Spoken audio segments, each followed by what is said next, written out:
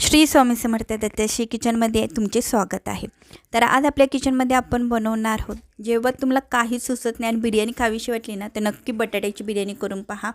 ते इथे मीडियम साईजचे बटाटे घेतलेत, त्याचे एका बटाट्याचे 4 तुकडे केलेले आहेत। 1/4 कप कोथिंबीर आणि पुदिना चॉप करून टाकलेला आहे। हाफ कप दही फेटून टाकलेला आहे आणि 1 टेबलस्पून आलं लसूण पेस्ट टाकलेली आहे।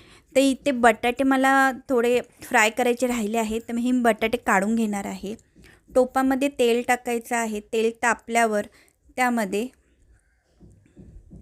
बिर्याणी मसाला टाकायचा आहे 1 TSP आणि थोडीशी हळद टाकायची आहे। चवीनुसार मीठ टाकायचं आहे ह्यामध्ये आणि नंतर बटाटे टाकायचे आहेत। पण बटाटे प्रथम टाकायच्या आधी आपल्याला त्याला ठोचे मारून घ्यायचे आहेत, त्यामुळे आतमध्ये छान मसाला मुरेल आणि छान बटाटे वाफून होतील। ते एकदम गॅसची फ्लेम एकदम स्लो करून छान वाफेवर झाकण लावून आपल्याला वाफून घेऊन द्यायचे आहेत। ते आपण दही कोथिंबीर पुदिना आणि आलं लसूण पेस्ट टाकलंच होतं। त्यामध्ये आपण गरम मसाला टाकायचा आहे 1 TSP, धना जिरा पावडर 1 TSP। इथे मी सुहानाचा बिर्याणी मिक्स घेतलेला आहे, तो टाकायचा आहे 1 टेबलस्पून। तिथे 1 टेबलस्पून टाकलेला आहे मी। तिखट टाकायचं, लाल तिखट, काश्मीरी मिरची पावडर वापरा, तुमच्या आवडीनुसार यामध्ये तिखट टाका।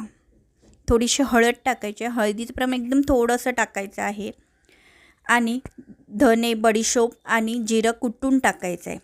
इथे मी बटाटे फ्राय केली होती, एकदम मीडियम आचेवर छान असा कलर आलेला आहे, ते ह्यामध्ये टाकलेलं आहे।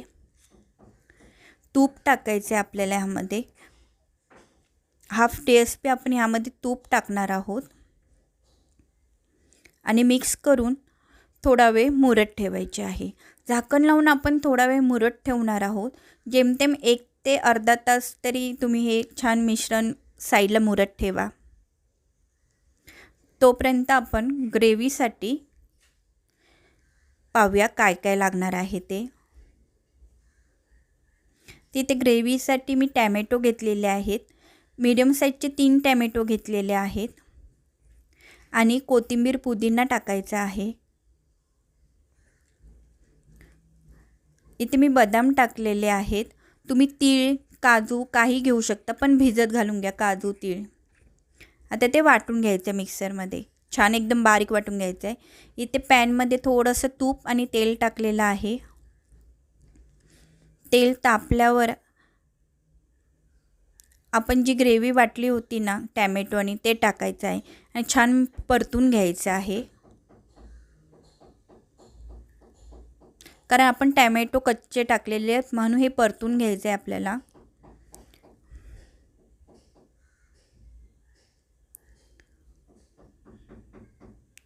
तिथे परतून झालेलं आहे, झाकण लावून थोडा वेळ वाफून घ्यायचं आहे। मध्ये मध्ये चेक करायचं आहे, लागल्यास थोडंसं पाणी तुम्ही यामध्ये टाकू शकता, कारण जेणेकरून ग्रेव्ही खाली तळणार नाही तळाला। इथे सतत मिक्स करत राहायचं आहे। छान 3 ते 4 मिनिट आपल्याला ग्रेव्ही शिजून घ्यायची आहे मीडियम फ्लेमवर। नंतर त्यामध्ये आपण जे बटाटे मॅग्नेट करून ठेवले होते ते टाकायचे आहेत। बटाटे जेमतेम आपल्याला 70 ते 60% कुक करून घ्यायचे आहेत, एकदम जास्त कुक करायचे नाही आहेत। जास्त कुक केलात तरी चालेल, पण जेमतेम 70 ते 60% करा, कारण परत ह्यामध्ये ग्रेव्हीमध्ये ते वाफणार आहे। वरून थोडीशी कसुरी मेथी टाकलेली आहे मी आणि मिक्स करून घ्यायचे आहे। झाकण लावून आपल्याला एक वाफ घ्यायची आहे, झाकण लावून एक वाफ येऊ द्यायची आहे। तिथे छान तेल सुटलेलं आहे। वरतून कोथिंबीर आणि पुदिना बारीक चॉप करून टाकायचा आहे। तळलेला कांदा टाकायचा आहे। इथे मी बिर्याणीचा राईस कसा बनवला आहे ती व्हिडिओ टाकली नाही आहे, कारण व्हिडिओ भरपूर मोठी होईल। त्याची मी अजून बिर्याणीची रेसिपी टाकल्या आहेत, त्यामध्ये डिस्क्रिप्शनमध्ये त्या मी व्हिडिओ टाकेन, तिथे जाऊन तुम्ही पहा बिर्याणी राईस मी कसा बनवून घेतलेला आहे। इथे 80% मी कुक केलेला बिर्याणी राईस आहे हा.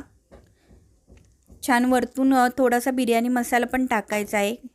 थोडासा मी कलर टाकलेला आहे पाण्यात मिक्स करून. परत आपण भाताचा थर टाकणार आहोत यामध्ये आणि परत कोथिंबीर, पुदिना, कांदा, बिर्याणी मसाला टाकून पसरलेला आहे. थोडं तूप टाकायचं आहे किंवा तुम्ही कोळसा ठेवून दम दिलात तरी चालेल.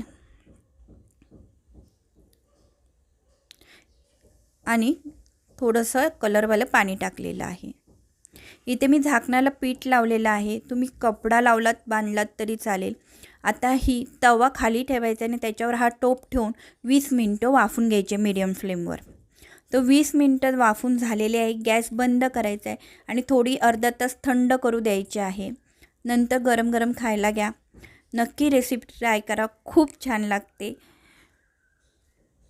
आणि जर आवडले असे नक्की लाईक करा, शेअर करा आणि माझ्या चॅनलला सबस्क्राईब